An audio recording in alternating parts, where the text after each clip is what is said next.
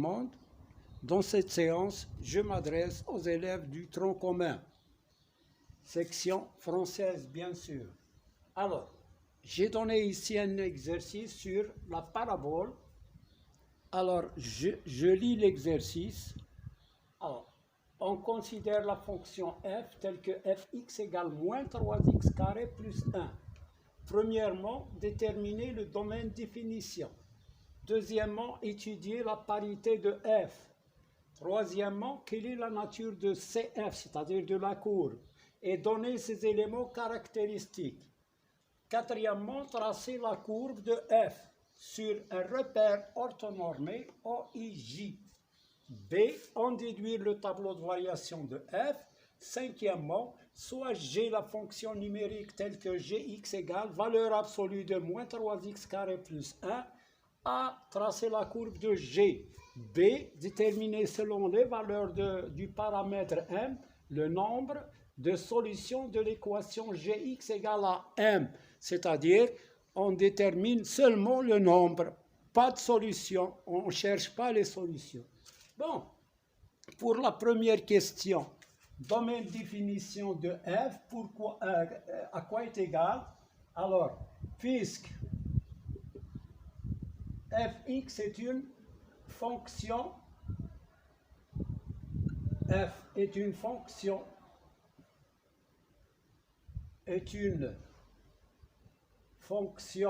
polynôme, alors f, domaine de définition, est égal à R. Toute fonction polynôme a pour ensemble de définition, ou bien domaine de définition, c'est R. Deuxième question, étudier la parité de f. Parité de f, c'est-à-dire dire si elle est paire ou impaire. Alors, on a df égale à R, donc pour tout x de df, moins x appartient à df, c'est-à-dire tout nombre de domaine de définition a son opposé dans le domaine de définition. Et puis, f de moins x, on calcule f de moins x. f de moins x est égal à moins 3 fois moins x au carré plus 1 est égal à moins x au carré, c'est x au carré.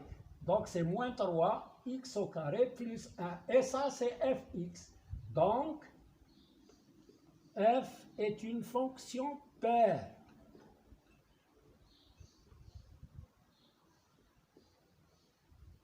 Elle est paire. Bon. Troisième question. Quelle est la nature de CF? Alors, pour la nature de CF, on sait que cette fonction est de la forme ax carré plus bx plus c. J'efface ces réponses-là. Alors, troisième question. Nature de CF, c'est-à-dire la courbe. Alors, puisqu'on a fx est égal à moins 3x carré plus 1. On peut l'écrire moins 3x carré plus 0x plus 1. Donc, on a ici A. Donc, fx est de la forme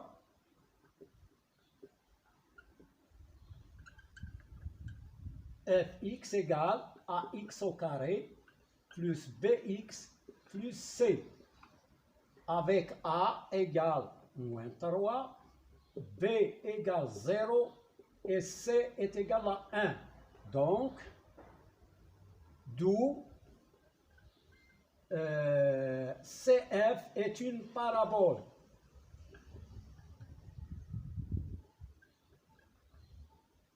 Maintenant, on cherche ces éléments caractéristiques. Les éléments caractéristiques sont le sommet et l'axe de symétrie. Alors, le sommet, on a le sommet de CF et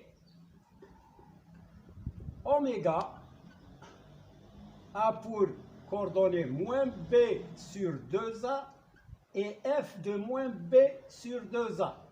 On a vu ça l'autre fois. Oméga a pour coordonnées, alors,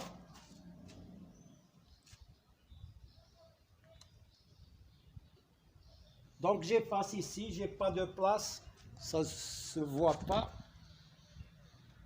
Alors je vais effacer. Donc on s'est arrêté au sommet. Donc on va déterminer le sommet.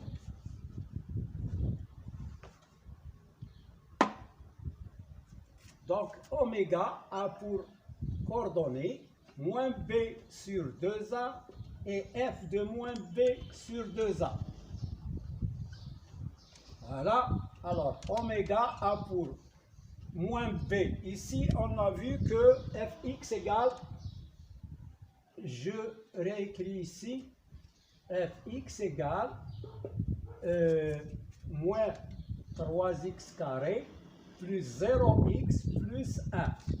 Alors, P, c'est 0. Donc, c'est moins 0 sur moins 6. Et F de 0. Ici, 0 sur moins 6, c'est 0. F de 0, c'est-à-dire l'image de l'abscisse, F de 0.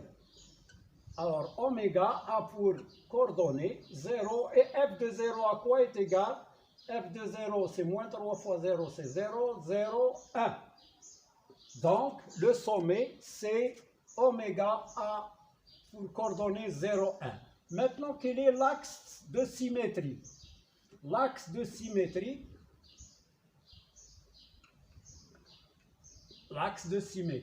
est la droite. Et quelle est cette droite d'équation?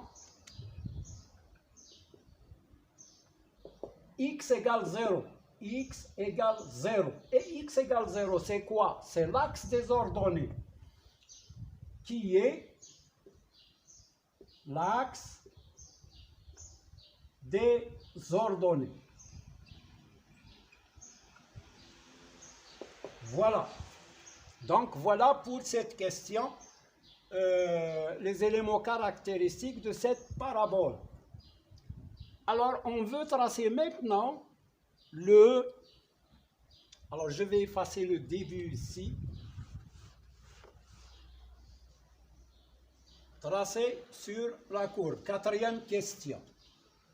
Donc, on va utiliser un repère orthonormé. Quatrièmement, voilà, la courbe de f.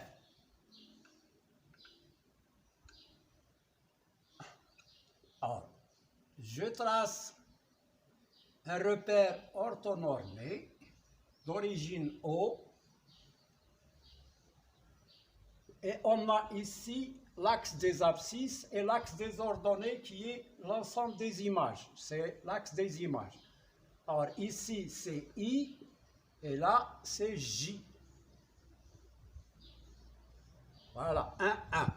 Maintenant, on fait un petit tableau pour déterminer quelques points. Alors ici on a X et là Fx. Pour 0, on a 1, c'est le sommet. Et puis, pour 1, pour x égale à 1, c'est moins 3, plus 1, c'est moins 2. Pour moins 1, moins 1 au carré, c'est 1, moins 3, 0, c'est moins 2 aussi. C'est normal qu'il ait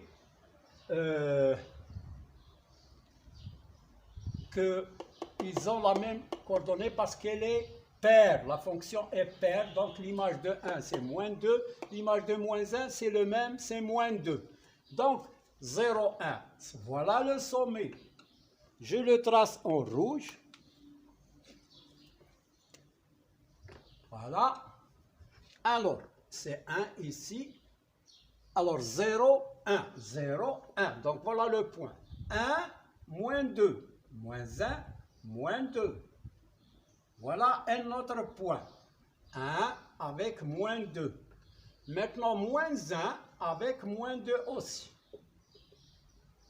Donc voilà, je trace la parabole. Voilà.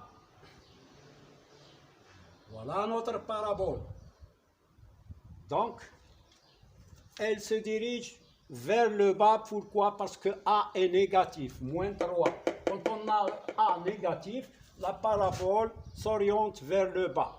Et si A est positif, elle s'oriente vers le haut. Voilà pour... maintenant, on va en déduire le tableau de variation. Le tableau de variation, je vais le mettre par ici. Alors, c'est cinquièmement A. B. Ça, c'est A. Et maintenant, B. Tableau de variation.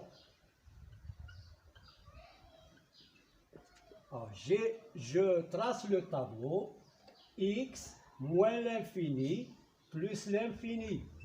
Et qu'est-ce qu'on va mettre au milieu? C'est 0. Alors, on met toujours l'abscisse du sommet, 0, 1. Le sommet oméga a pour coordonnée 0, 1. Je mets l'abscisse du sommet. Voilà, ici je mets fx. Alors, comment elle est la courbe? Elle est croissante et décroissante. La valeur maximale, c'est 1. La valeur maximale, c'est 1. Alors, ici, on a croissante et décroissante. L'image de 0, c'est 1. Voilà. C'est la valeur maximale. Donc, voilà pour le tableau de variation de f. Maintenant, soit j'ai la fonction numérique telle que gx égale valeur absolue de moins 3x carré plus 1. Alors, comment on va procéder pour la tracer? Premièrement, on a gx, la valeur absolue de moins 3x au carré plus 1, c'est la valeur absolue de fx, parce que fx, elle est égale à moins 3x plus 1, ADIA fx. Donc, gx, et si elle est positive, c'est-à-dire si moins 3x au carré plus 1 est positif, gx égale fx. Alors, j'écris ça. Alors, gx égale fx si fx est supérieur ou égal à 0. Et gx égale à moins fx si fx est négatif. Voilà. Donc, pour tracer la courbe de G, on a dit que si fx est positif, où se trouve fx est positif? C'est au-dessus de l'axe des abscisses. Voilà les fx positifs. Donc, voilà la courbe. Si fx est positif, gx est confondu avec fx, c'est-à-dire il aura cette partie-là confondue avec la partie de fx. Et si fx est négatif, par ici, alors, si fx est négatif, alors gx égale moins fx. Moins fx, c'est le symétrique de f par rapport à l'axe des abscisses. C'est-à-dire, elle va être de cette façon-là. C'est le symétrique. Le symétrique le symétrique de la partie là, c'est cette partie. Donc voilà pour la courbe de G. Je le mets en noir ou bien en pointillé, comme ça. Ah.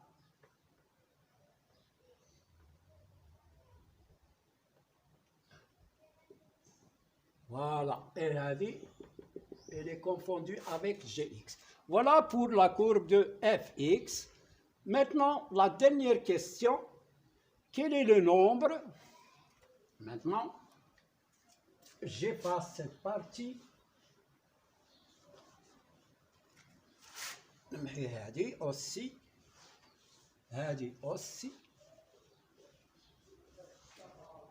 Alors, pour la dernière question, déterminer selon les valeurs du paramètre m le nombre de solutions de l'équation Gx égale à M. Bon, pour Gx, on va faire ça graphiquement. Si Fx, maintenant, si M est négatif, Y égale à M, c'est l'équation d'une droite qui est parallèle Y égale M, c'est l'équation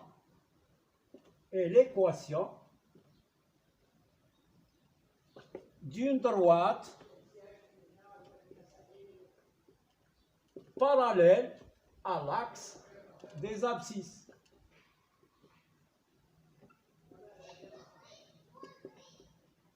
Par exemple, si je prends y égale 3, eh bien, c'est l'équation d'une droite qui passe par ce point-là. Elle est comme ça.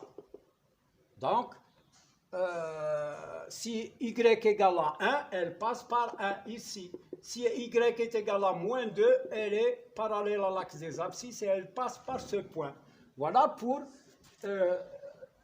l'explication de cette question.